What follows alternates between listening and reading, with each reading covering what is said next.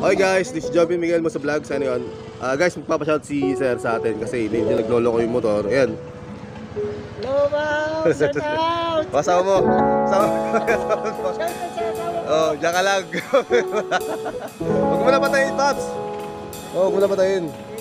Oh, tapos pumunta ka doon sa pinagsabihan na ayan, naglolo ko. Baka fuse or ano.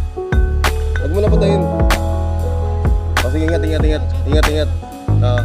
Huwag mo na patayin. Ingat. Guys, nasira yung motor niya. Baka fuse yata yung sira, no? Ayan, nasa pa lalo. Sana tapos yung problema niya, guys. Ano? Pops.